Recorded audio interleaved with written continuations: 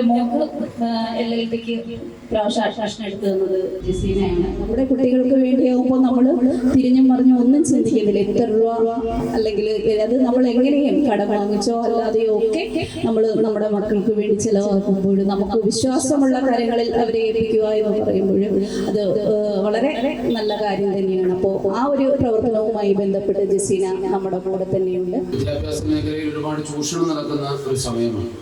ഉന്നത വിദ്യാഭ്യാസ മേഖലയിൽ കേരളത്തിനകത്തും പുറത്തും സീറ്റ് തരപ്പെടുത്തി കൊടുക്കാം എന്ന് പറഞ്ഞുകൊണ്ട് ഒരുപാട് ഏജൻസികൾ രക്ഷകർത്താക്കളെയും കുട്ടികളെയും ചൂഷണം ചെയ്യാറുണ്ട്.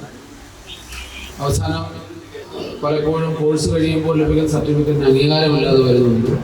ഏതൊരു സ്ഥാപനത്തിൻ്റെയും വിശ്വാസ്യത ആ സ്ഥാപനത്തിന് നേതൃത്വം കൊടുക്കുന്നവർ അത്രയും കാലം സമൂഹത്തിൽ നിന്നും സമ്പാദിച്ചെടുത്തിട്ടുള്ള ഒരു വിശ്വാസ്യതയാണ്.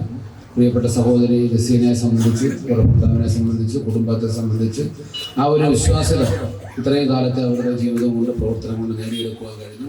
ഈ യങ്ങായിട്ടുള്ള വൈബ്രന്റ് ആയിട്ടുള്ള ഈ തലമുറയെ നമ്മൾ എങ്ങനെയാണ് ലീഡ് ചെയ്യേണ്ടത്? അത് നമ്മൾ ഒരു നിമിഷം ആലോചിച്ചിട്ട് അവന് പ്രോപ്പറായ കരിയർ ഗൈഡൻസ് കൊടുത്ത് ആ കുട്ടിയുടെ ജീവിതം നിങ്ങൾ കരുപ്പിടിപ്പിക്കണമെന്ന് ഞാൻ നിങ്ങളോട് അഭ്യർത്ഥിച്ചുകൊണ്ട് ഞാൻ എന്റെ വാക്കുകൾ ചുരുക്കുന്നു. നമുക്ക് ജീവിതത്തിൽ എപ്പോഴും എവിടേക്ക് പോകണമെന്ന് അറിയാതെയാണ് നമ്മൾ പോകുന്നതെങ്കിൽ ഈ ഒഴുക്കിന്റെ ഔദാര്യത്തിൽ ഏതെങ്കിലും തീരത്തെത്തിപ്പോകുന്ന ഒതളനെ പോലെയായി എപ്പോൾ എവിടെ എങ്ങനെ എത്തിപ്പെടണം എന്നറിയുക എന്നുള്ളതാണ് ജീവിത വിജയത്തിന്റെ ഏറ്റവും അടിസ്ഥാനം. അത് പേരൻസിന് വലിയ ഘടകമുണ്ട്. കുട്ടികളുടെ അഭിരുചി മനസ്സിലാക്കി അവരുടെ അഭിരുചിക്കനുസരിച്ചുള്ള തൊഴിൽ മേഖലയിലേക്ക് തിരിച്ചുവിടുക. പലപ്പോഴും ഞാൻ ജസീനയ്ക്കൊപ്പം നടക്കുന്നയാളാണ്. 12 വർഷം മുമ്പാണ് കടവാതിൽ ലൈബ്രറി കൗൺസിൽ പ്രസിദ്ധീകരിക്കുന്നത്. ജസീനയുടെ ആദ്യ കവിതാ സമാഹാരം. അന്നു മുതൽ ഇന്നോളം ഈടുവട്ട മേഖലകളിൽ കാട്ടുന്ന ഒരു അസാധ്യമായ ആത്മാർത്ഥതയുണ്ട്. ഞാൻ പലപ്പോഴും കൗതുകത്തോടെ നോക്കാറുണ്ട്. ഈ വിദ്യാഭ്യാസ ആവശ്യത്തിന് വരുന്ന കുട്ടികൾക്ക് അവരുടെ അമ്മയേക്കാൾ അച്ഛനേക്കാൾ ജാഗ്രതയോടെ കോഴ്സ് തിരഞ്ഞെടുക്കാൻ, വിദ്യാഭ്യാസ സ്ഥാപനം തിരഞ്ഞെടുക്കാൻ, അവരോടൊപ്പം നിൽക്കാൻ, അവരുടെ എല്ലാ പ്രശ്നത്തിലും ഈടുപെടാൻ ഒക്കെയുള്ള ഒരമ്മ മനസ്സ് സൂക്ഷിക്കുന്നുണ്ട്. മെഡിക്കൽ സ്റ്റോറിലാണെങ്കിൽ പണ്ടേക്ക് കൊണ്ടാൽ നമുക്കറിയാം അതൊരു ആതുര സേവന കേന്ദ്രം കൂടിയാണ്.